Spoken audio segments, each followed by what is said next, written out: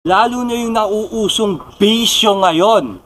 Bisyo na bumabalot sa kanilang pagkatao. Bumabalot. Bumabalot. Uso pa ba yung balutan? Ha? Niloload na lang, di ba? Sinasalpak na lang pala nila. Sinasalpak nila sa kanilang pagkatao. Salpakan mo na, boy. Bilisan mo dyan.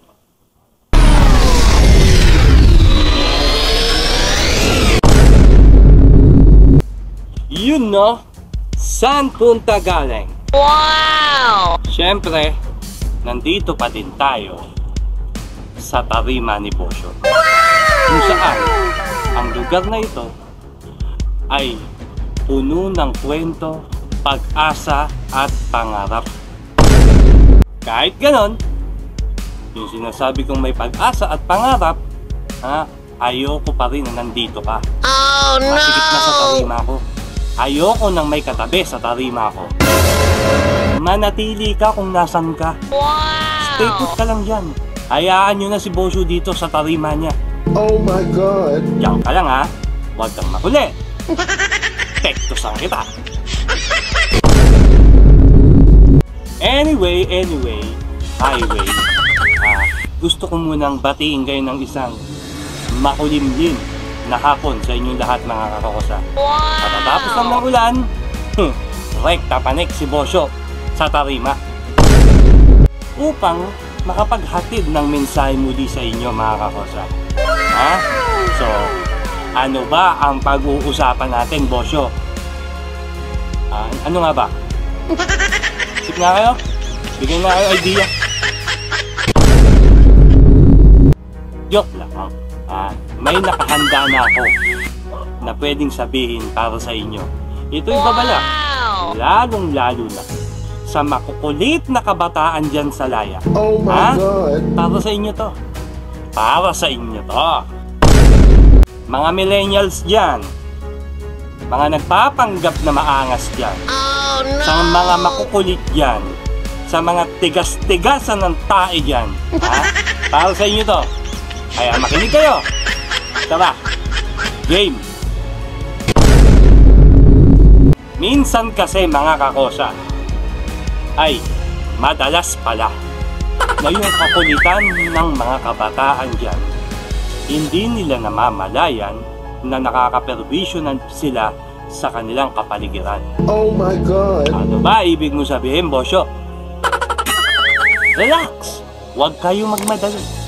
Dinadahan-dahan ko lang para mas maunawaan nyo yung ibig kong sabihin.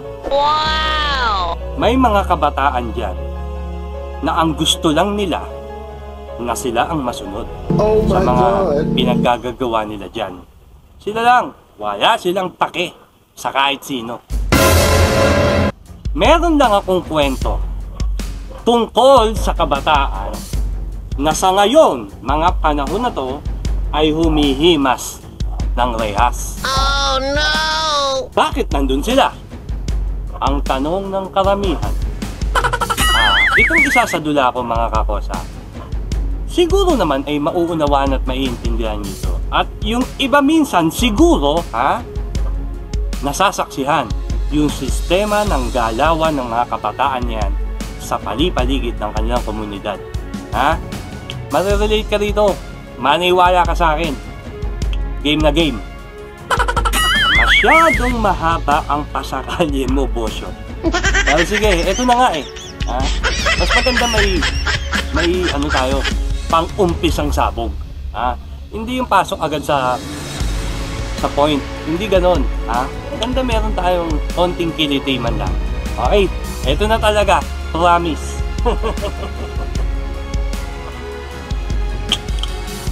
Ihandaan nyo na yung tube. Salpakan nyo na yan.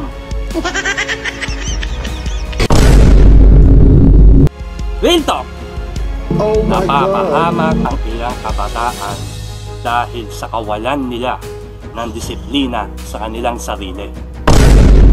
Lalo na yung nauusong bisyo ngayon. Oh no! Bisyo na bumabalot sa kanilang pagkatao. Oh my God! Bumabalot. Bumabalot. Uso pa ba yung balutan? Niloload na lang, di ba? sinasalpak na lang pala nila.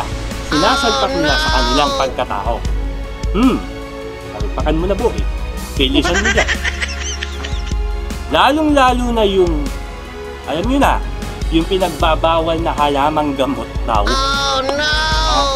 Ang masakit kasi dito mga kosap, pati menor de edad, nakakahawak at nakakagamit nito. Oh my God! Ang pangit na balita, di ba mga kakosa? Kamukha nito, pero 17 years to. Yung tinutukoy ko, 5 lang yata. 5 lang. Pero hindi to kaya violation to. Ha? Halaman to. Literal. Pero hindi gamot. Literal na halaman lang. Dami kong tanim mo. So na, baka ma-violation pa ako. Meron akong kwento para sa isang grupo ng kabataan na nagdesisyon sila na mag-load sa loob ng tube. Load. Yung halamang gamot ang ilo-load yun. Ang siksik yun para good shit.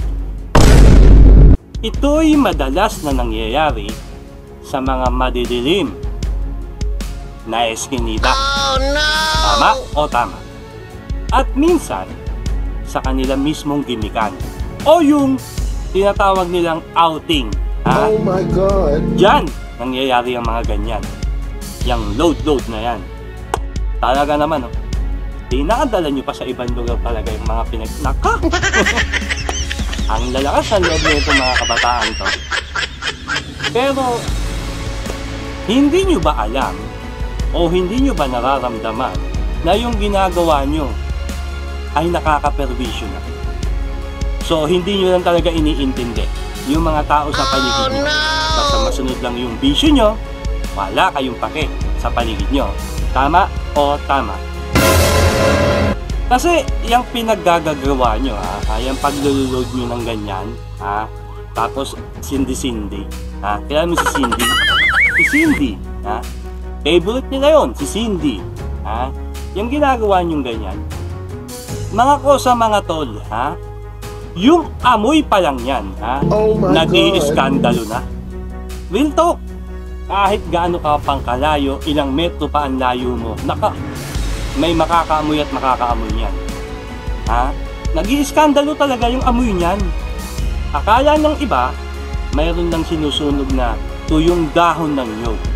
Pero kamukat-mukat nila at nasasaksiyan at nakita nila, hindi pala dahon ng nyog yun.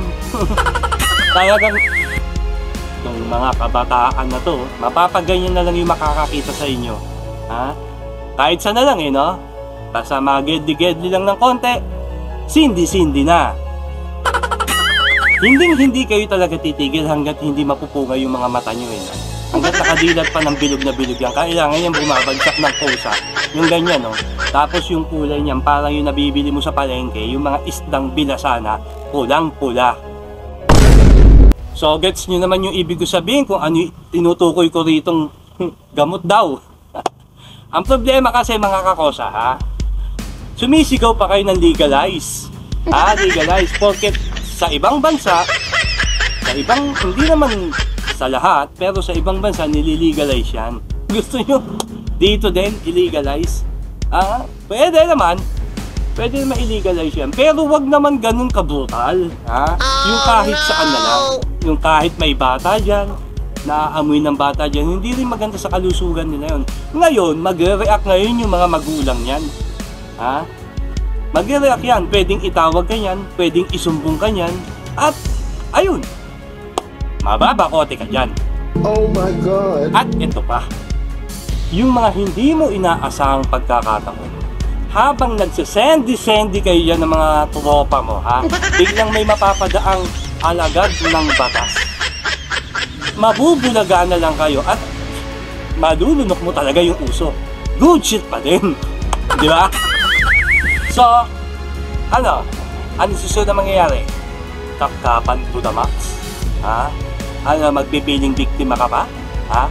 Itsura mo pa lang, positibo na. Pulang-pulang mata, mapungay ang mata. Alam mo kung ano kaso doon?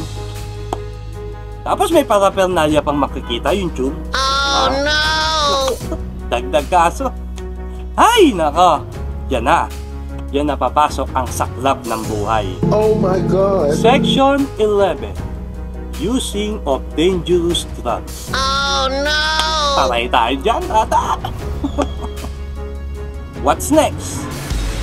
Dadalhin siyempre kayo sa presinto. Iimbestigahan pa kayo dun. Ha?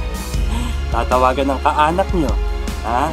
At yun na yung point at oras na magsisisihan na kayong mga tanga kayo. Oh no!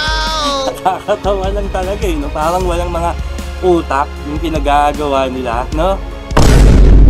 Sasabihin pa niyang mga yan na, yung mga piling biktima na yan na, baka may nagnguso sa amin dun eh.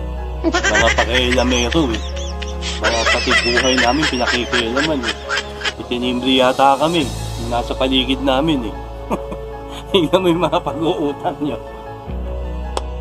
Natural, nakaka-perwisyo na kayo eh. Eh talagang pag na-perwisyo yung mga yan, kundi uso ka talaga yan, nang matigil yung katangahan nyo. Tayo talaga. So anong next? Matik, ha? Yung kamag-anak o yung pamilya nyo, ha? Maghahanap ng pampiyansa nyo. Oh my God. Kasi ayaw nilang nakikita kayong nandyan at nagdudusa at nakayakap sa mga rehas. Ayaw nila makita yun. Masakit sa kanilang dibdib yun. Kaya, pero kayo, ha? Yung ginawa nyo doon sa gedli-gedli, yung pasendi-sendi, inisip nyo ba na ganyan ang magiging perwisyo na gagawin nyo sa kamag-anak o magulang ninyo? Ha? Yung pag-gedli-gedli nyo, pasendi-sendi nyo? Ha? Samantalang sila, ngayon, anong nangyayari sa mga magulang nyo? Gumegedli-gedli rin, naghahanap ng mauutangan at mahihiraman. Utang dito, utang doon, pakiusap dito, pakiusap doon.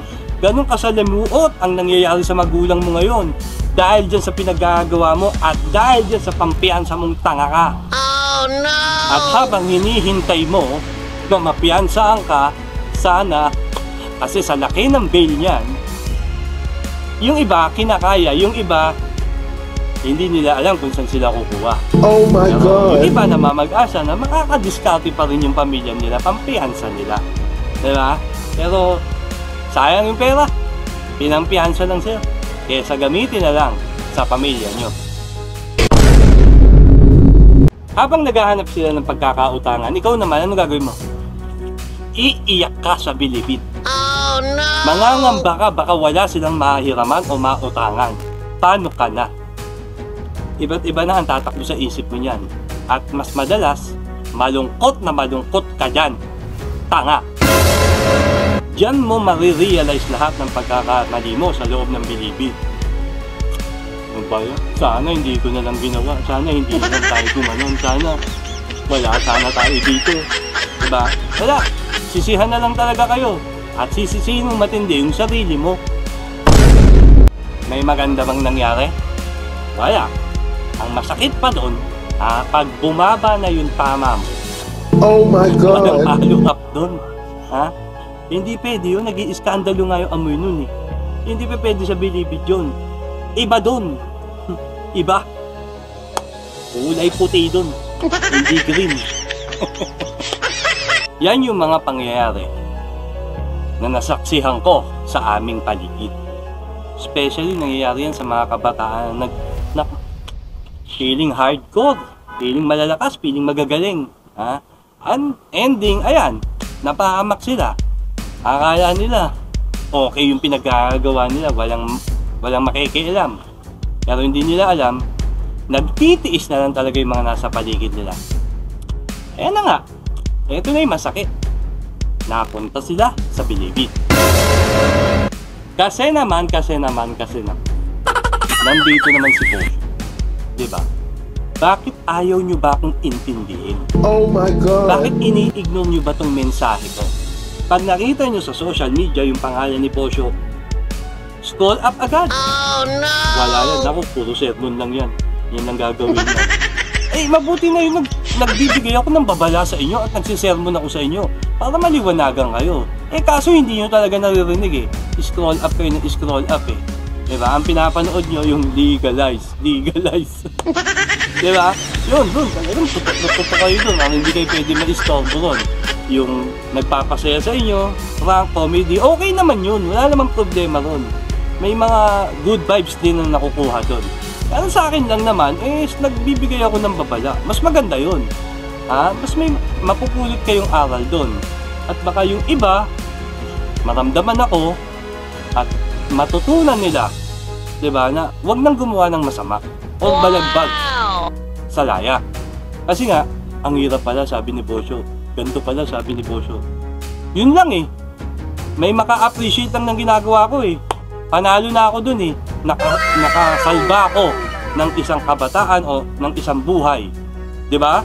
Sa akin yun, flattered talaga ako nun. Talagang ayos, nakaka-overwhelm yun at least, diba? Yun lang, panalo na ako. Tapos ang masakit nito mga kosa, maiisip nyo lang ako yung page ko, yung channel ko, nasabi to ni Bosyo eh. Sabi yata eh. Siguro nasabi na kung ganitong sitwasyon. Sana pinakinggan ko. Tsaka nyo lang ako maiisip ang nasa bilibid na kayo. It's too late, brother. It's too late. Nandiyan na kayo eh. Hindi nyo, kung nasa laya kayo, nandiyan naman kayo sa laya, pwede nyo akong intindihin. Pwede kayo magpakaayos. O sige, wag nyo na lang ako intindihan. Okay na yon. Ignore nyo, sige.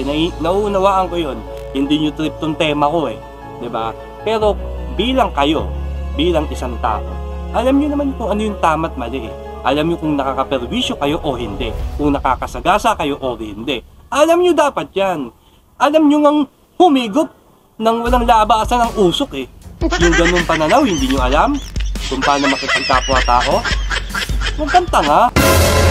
Tapos kosa, tulad nga ng sinabi ko kanina, huwag mong ugaliin na magalit kung sino man ang nagmuso sa'yo. Oh my God. Dapat nga kosa, ipagpasalamat mo yun.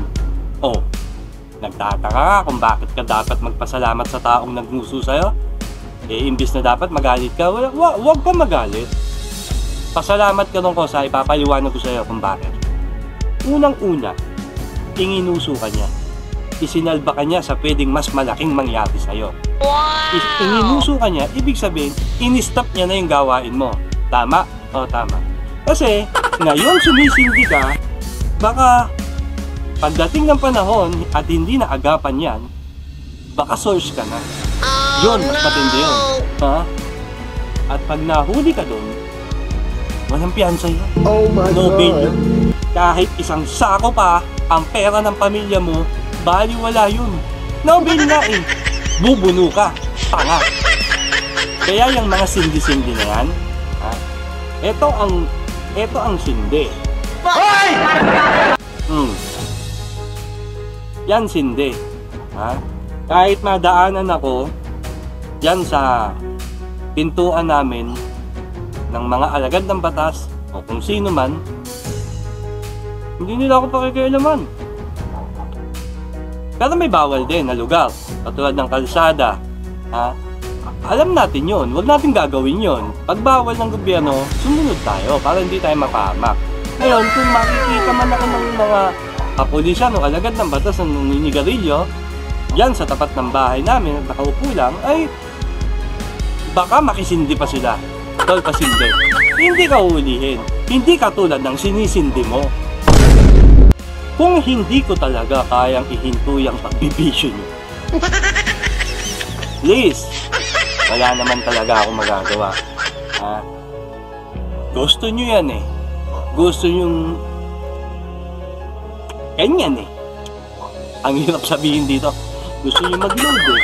Tapos sumindi eh. Tapos nun, matutuyo yung lalamunan mo. Tapos nun, food trip ka. Ang problema, kosa, wala ka naman pang food trip. Oh no! Sayang lang yung tama. Okay na. Sige na. Ayaw nyo talagang makinig sa akin eh. Patuloy nyo pa rin yung mga bisyo nyo. Pero sana naman sana naman, ilagay nyo naman sa lugar. Huwag naman sa kung saan-saan lang. May napeperwish yung mga tao dyan. Lalo na't may mga bata. Diba? Naaamoy nila yan eh. Nag-iiskandalo nga kasi yan. Isipin nyo rin sila. O hindi nyo na maisip. Baka kasi tuyo na yung mga utak nyo. O eto, gigisingin ko yung mga utak nyo. Ha? Pag hindi nyo tinigil yung mga ganyan, ha? Dito, bilibid ka, Kosa. Maniwala ka sa akin. Walang Oh my magandang God. pakahantungan yung pinagkagawa mo. Binabalagbag mo na ang nasa paligid mo. Ha? May magagalit at maiinis sa'yo. Ingunguso ka ng matindi niyan. Ayun na. Tsaka pa lang tayo magsisisihan. Oh Huwag no! naman sana yung parang proud na proud pa kayo dyan sa paligid nyo kahit may makakita at makaamoy. Ano? Parang pinagmamalaki nyo pa lang, ay ako man, good shit to, right? Parang ganon? Huwag naman ganon. Parang pinagmamalaki nyo pa talaga na may bisyo kayo no? Kung gagawa kayo ng mga ganyang bagay, ha? Ipasok nyo naman sa loob. Kasi kung bubulgar-bulgar talaga kayo dyan, sa iba kayo mapapasok. Oh my God. Gusto nyo yun? Yan yung mga pangyayari at nangyayari sa mga kabataan ngayon.